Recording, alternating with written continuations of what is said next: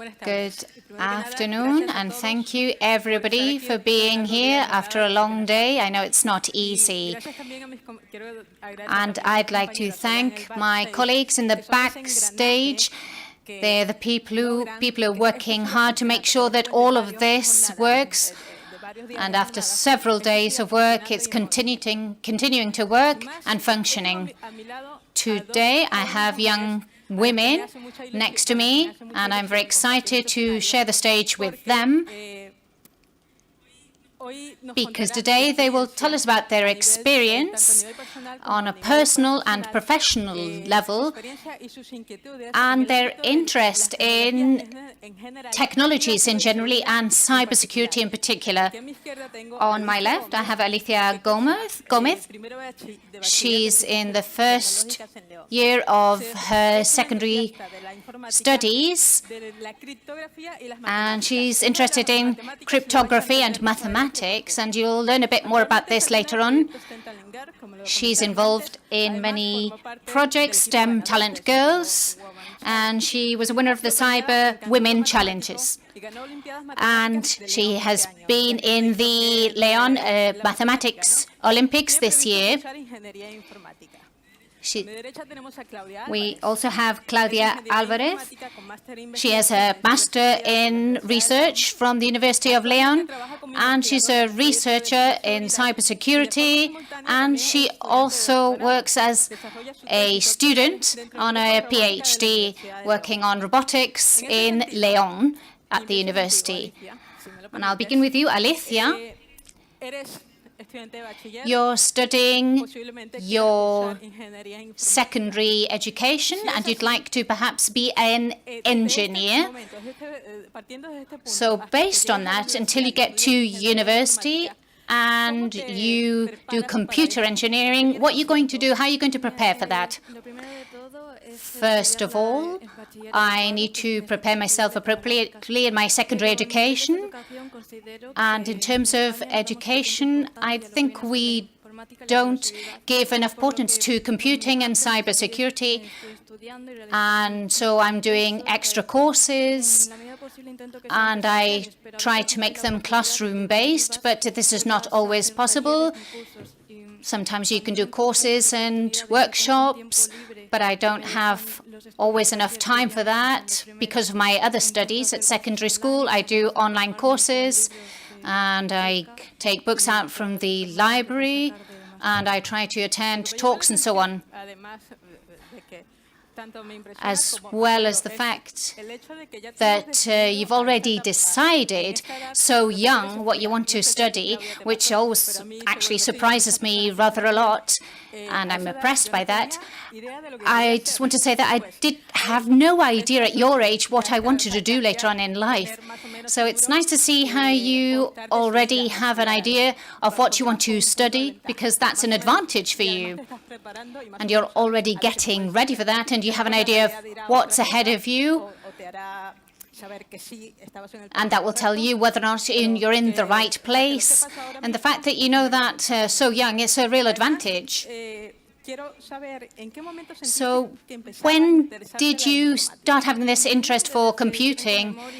I've always loved computing and understanding how a computer works.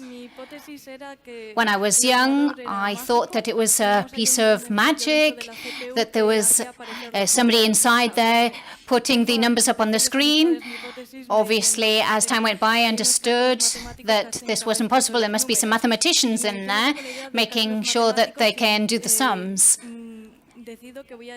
And so I decided that I wanted to study mathematics, but there came a point in a language class that I had to do a presentation, and I had to talk about a mathematician, and I thought, oh, I ended up doing the talk, and I went out of that language class, and I thought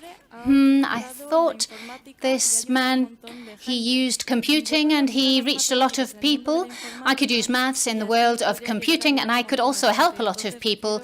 So that's how I decided that I wanted to study computing.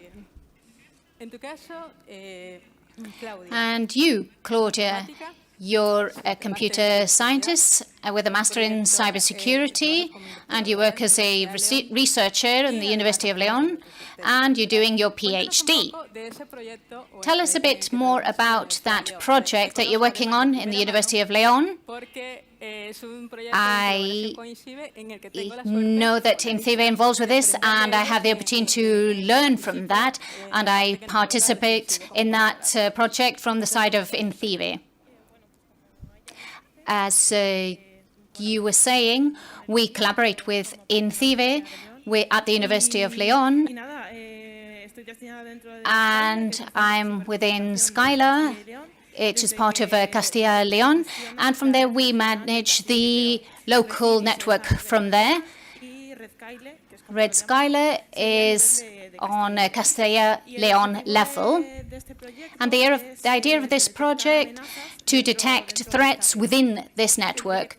The project has been running for 1 year, more or less, and we already have the basic ideas, and we're using them for research and applying our learning techniques, which is all supervised, which is what we're doing most with these days. I know a little bit about the project, and I've been working with the honeypods side, so that's why you're my honeypod girl. And Alicia, back to you. We have an idea of what computer science is about. Sometimes we have an incorrect idea of it. When you actually go and study it and you graduate, you have perhaps a different idea, different concept of that, and you change your mind about what computer science was. But what attracts you to this speciality? To me, computing, nobody can say that it's not in their world.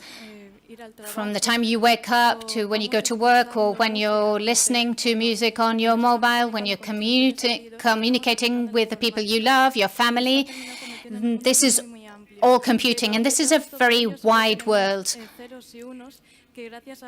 And thanks to a number of mathematic calculations, we've got what we've got today. So I just want to know what those calculations are like. I'm sure you'll achieve that. And you, Claudia, we have the before and the after side here. Tell us a bit more about why you decided to study this specialty. What took you to the field of computer science and beyond? There was no particular point in which I decided that I wanted to be a computer scientist. It was a bit more vocational. I always liked computers from when I was very young. We just had 2 computers in my school for all the students. And I always mention one thing, and it was, I think it was around my 4th, 5th birthday. The Turbis were very popular. I don't know if you remember them. Perhaps the younger people won't remember them. So I was going to have a Turbi for my birthday, and just before that, I said, no, I don't want that. I want a computer. My parents said, oh, what's going on here? No, I said, no, I definitely want a computer. So they gave me a little interactive computer, and it was just a little bit for about learning, for doing adding up and taking away. And right from a young age, I started using a computer keyboard, and that's how it started. And then in secondary school, a teacher organized a trip here to Valencia. So I've got a background with Valencia, and we went to the university in Castellón, and I was shown a few things like the now that many people know, and I thought, wow, this is incredible. How do these little robots can move like that? And then a little bit later on, I already knew I wanted to do computer science. Then I went to the University of León, and I visited a group there in the university, and I saw those robots once again. And once again, I thought, wow. So I started my degree in computer science, computer engineering, And I knew I wanted to end up working with robotics because I was in a robotics group in the university, but I didn't know that students could collaborate in this group at the time. And then I was lucky enough in the third year of my course and to receive an invitation to offer participation in a group for robotics. And I said yes, of course. And this has been my link with the robotics group. And I'm doing my PhD on this now. And then there's also cybersecurity. So throughout my degree in computer engineering, I went to things like CyberCamp or ENIS. Many of them were organized by INCIBE. And I was all interested in cybersecurity. And I thought it was an interesting field. And it seemed that it would have a lot of future and that everybody was talking about it. So I finished my degree, I did my master's course in cybersecurity, and I just finished it this year, and here I am today. Alicia, you're in the STEM Talent Girls, and I have been told a little something. I'm her mentor, actually, in the program. So tell me a bit about this program and the support that you're giving on a personal level and a professional level for the future. STEM Talent Girls is the need that companies have for future employees and the realization that there are few women in this field. So in the program, they attempt to inspire us, encourage us to go into the STEM degree area. We are given talks and by women who have been successful in this field. Those talks are available on YouTube, and you are told a little bit about the life of these women, these moments and these challenges that these women have had, and you come out and you think, oh, if this lady could do it, I can do it too. Also, we go to businesses, we do workshops. We did one on HTML last year to get into the world of web pages, and we can also continue with that training by ourselves. And it's also about having references in the field, right? And of course, you, Claudia, tell us a little bit about your professional references in the field. Somebody that might have influenced you to reach your goals or helped you to know where you want to go professionally. The person I look up to now, I don't know if she'll be listening to me. And this gentleman is an amazing guy. His name is Vicente, and he knows everything about the world of computing, and I've been working with him day to day. He's responsible for the project that I'm working on with INCIBE, and he's one of the 3 directors of my PhD. There are many, many spectacular people, but in particular, Vicente has inspired me. Hello, Vicente. I don't know if he's here in CyberCamp. It's very exciting to have both of you here today because I'm involved and working or have a relationship with both of you on a professional level. I shouldn't say I have a personal relationship because I'm your mentor, but we certainly have a professional one. You want to study computing and you're interested in cybersecurity, and we're going to have a look at something that you've already achieved in this field. So tell us a little bit about, we're talking about cybersecurity. What comes to your mind? What do you imagine? Well, I picture like a police agency, because after all, someone who's an expert in cybersecurity works really closely or does something very similar to what a policeman could do, because when we're walking down the street, we are not in fear of being attacked, but we can feel safe rather because we have policemen around us. And on the internet, we have cybersecurity experts who are looking after our security, so we shouldn't be afraid getting hijacked or anything. So you've got a telephone number to call, helpline, INCIBE's helpline, for example. I like that vision. And do you see yourself in a few years doing something related to cybersecurity in particular, or do you think that is something which is still too far away? Well, I think this is a bit too far away because I'm still doing my secondary studies, but I definitely want to study something related to computing and to cybersecurity because it's what really interests me, because right now I'm not studying something for my future because I want to do this or that, but basically rather I am curious, I want to learn and I want to learn more about computing and cybersecurity. So I do get an idea that I might end up doing something related to that, but it's still too far away. Yeah, the important thing is for that curiosity to never die. Now, Claudia, we can say you are working in cybersecurity. Have you found any handicaps, any obstacles during your career? Do you think you will find any in the future?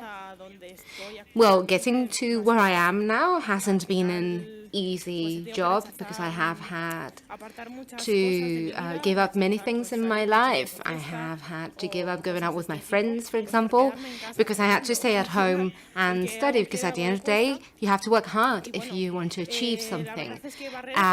So I haven't really found obstacles, really, but it has been really difficult to get to where I am right now. Also because I come from a very humble family. Most of my family have always worked in farming, and I have actually only got a grant 1 year, although I have very good grades, and that is because when choosing who gets the grants, people who work in farming don't have the most points, unfortunately. So the only way I could actually pay the tuition fees at university was by getting honours. I had a few, obviously not everything, but in that way I managed to make my parents pay less tuition fees. It's true that my parents never really put any pressure on me, saying, oh, you have to pass everything. They said, well, if you have to do something twice, then you will have to do it. We'll do whatever we can to be able to afford your tuition fees. But yeah, it's been hard to get to where I am right now. And about the future, well, I'm sure that there will be obstacles and issues. But a few years ago, I attended a talk. I can't even remember where or who gave that talk, but I did draw a conclusion. There are two people, those who find 3 problems to every solution and those who find 3 solutions to every problem. I think I am in the second group because no matter how many problems life has put in front of me, I have always tried to solve them, and I think that's what everyone should do. And on that line, I think it's very important that earlier on in life, but also during the process, the support that we get from our families, from our friends, in the decisions that we're going to make, and everything that we have decided, and really on the path that we are actually walking. And Claudia, in that sense, concerning support and motivation, I see that you have enough motivation yourself, but do you feel that your friends and family have supported you, that they keep encouraging you to fulfill your dream? No, yeah, of course. Both my partner, my parents, and my brother trust me even more than I trust myself. So I do get a lot of support from them, and also, of course, from my friends. I've always been the geek of my group, the one who likes computers. But I have always had a lot of support, and I would like to thank them and everyone who has supported me for that. I think I'm very lucky to have them always near me and always support my decisions. And Alicia, how about you? It's exactly the same for me. All my loved ones have trusted me much more always than I have trusted myself. And I think everything I have achieved is thanks to all their support. Because behind every challenge, every competition, sometimes I thought, well, I shouldn't go. Maybe I won't be able to do it. And they've always said, just go and try. Always encouraging me not to give up for every project. And I think everything I've achieved has been thanks to all these people. So now your to-do and your homework is to trust yourselves, because everyone else trusts you. So this is your homework from here. Now, you might not know, but these two girls participated in Cyberwomen Challenge, the first one that took place in Spain, and they actually won. Alicia won, and she doesn't even work in cybersecurity yet, and she doesn't know, she says, whether she wants to work in cybersecurity. And Alicia, in that sense, could you tell us about the experience a little bit? Could you tell us what the competition was about, how you felt? Well, when I signed up, I was really excited, but when the day arrived, the competition was in the afternoon. In the morning, I went to class, and I was really, really stressed out, and I said, no, I'm not going. They said, no, you have to go. You've signed up. You've told everyone you're going. You should go. You don't do well, then you just go home. And in the end, I did go there. I felt really, really welcome. Everyone was very warm. They all welcomed us very well. And the competition, we used different tools from Micro Train, and we were told how it worked. We had different challenges. If, for example, a file has been deleted, someone in the company has deleted this file, can you find it? And all that sort of problems, really, that you could find in a real corporate environment. So I went there completely inexperienced. I had only read something from a book, and I came out with a really, really good experience, and of course with the tablet that I won. And I had a lot of fun. So everyone, if you find this opportunity, I encourage you to go. Just go. Go and give it a try, because you will gain experience even if you don't win a prize. So the worst that can happen is to learn, isn't it? And Claudia, how about you? What was it like for you? Well, because this was going to happen in León, I decided to go and give it a try. I wanted to live the experience. It was a very comforting experience. I met 3 wonderful girls, and we got on really, really well. We hit it off from the beginning. We started doing all the challenges. We were runners-up, and I'm really, really happy to have taken place.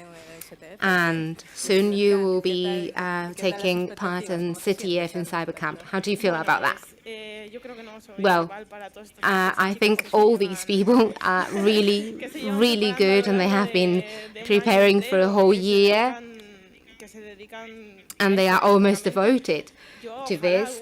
And I hope that one day I will be able to do this as well, but I cannot do it because I've got a lot of work. I've got my PhD, so I don't have really that much time. But, well, I just want to go, have fun, and learn as much as I can. Yeah, that is the attitude. Alicia, just to finish, what do you do in your free time, other than learning and everything? What else do you do? Well, obviously it's related to computing. I just give myself challenges. I challenge myself. I say, for example, oh, something's been done with Arduino, and I just say, well, I want to do this as well. This is what happened to me this summer. I bought an Arduino plate, I bought some components, and I started putting it together. I had never done that in class because we are not lucky enough to have that at school.